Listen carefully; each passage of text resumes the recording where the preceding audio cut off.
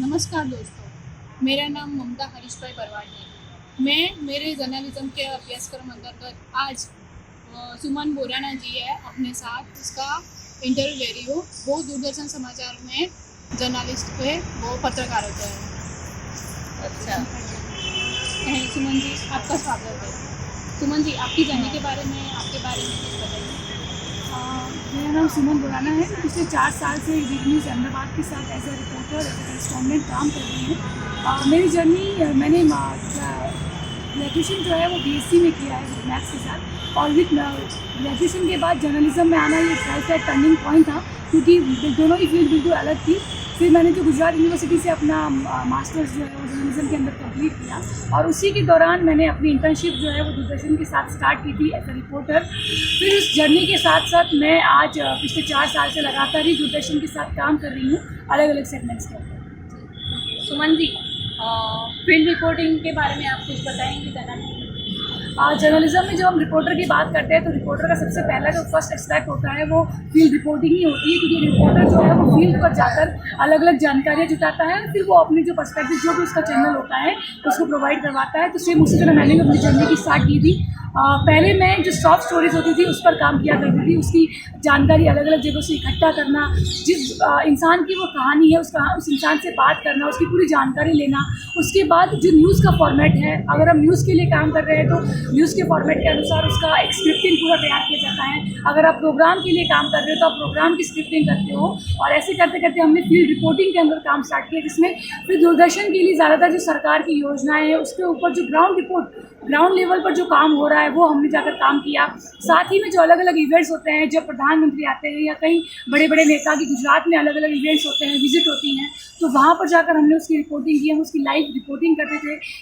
इस तरीके से हमने पूरा ग्राउंड फील्ड के साथ काम किया। सुमन जी, इंटर्नशिप का जर्नलिज्म में क्या इम्पोर्टेंट है वो बताएंगे? जर्नलिज्म के अंदर इंटर्नशिप का सबसे बड़ा एक रोल होता है, क्योंकि अक्सर ये कहा जाता है कि जर्नलिज्म जो है वो किताबों से या फिर क्लासरूम में बैठ के नहीं आता, फील्ड में जाने के बाद जो एक्चुअल चीज़ें घटनाएं घटती हैं उससे आप जर्नलिज्म सीखते हैं।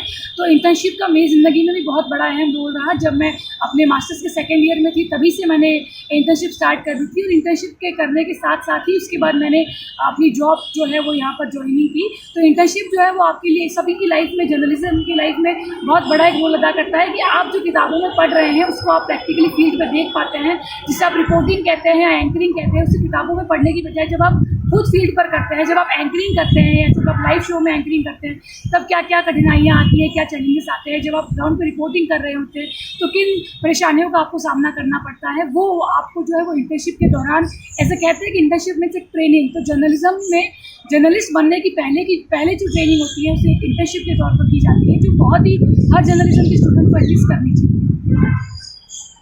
दूरदर्शन में आप काम करती हो, तो दूरदर्शन में एंकर या स्क्रिप्ट के बारे में कुछ बताइए। जैसे रिपोर्टिंग के अलावा ही एक जर्नलिस्ट की लाइफ में ओनली रिपोर्टिंग नहीं होती, आपकी स्क्रिप्टिंग भी एक बहुत अहम रोल होता है।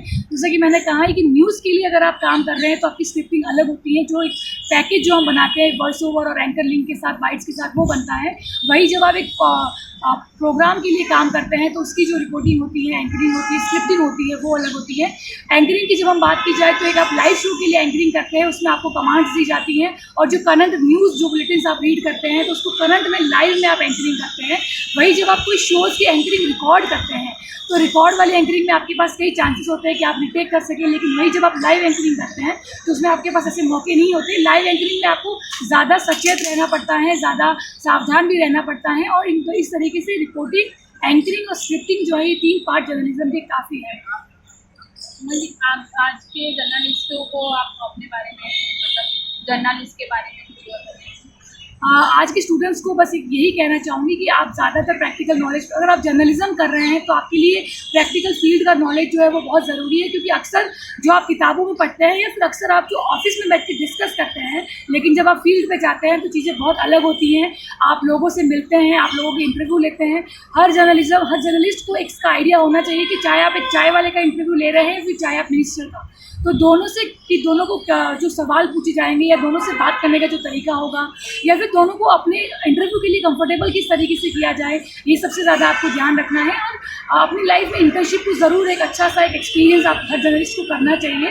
और ये ध्यान रखें कि जो आप जानकारी दे रहे हैं लोगों को, एज ए जर्नलिस्ट आप पर एक बिलीव किया जाता है, तो जो आप जानकारी दे रहे हैं पहले आप उसको खुद एक फैक्ट जो है सभी चेक कीजिए, ऑथेंटिसिटी के साथ अपनी जानकारी को दीजिए और कोशिश करें कि जितना वक्त पे जानकारी लोगों तक पहुँचे वो ज़्यादा अच्छा है।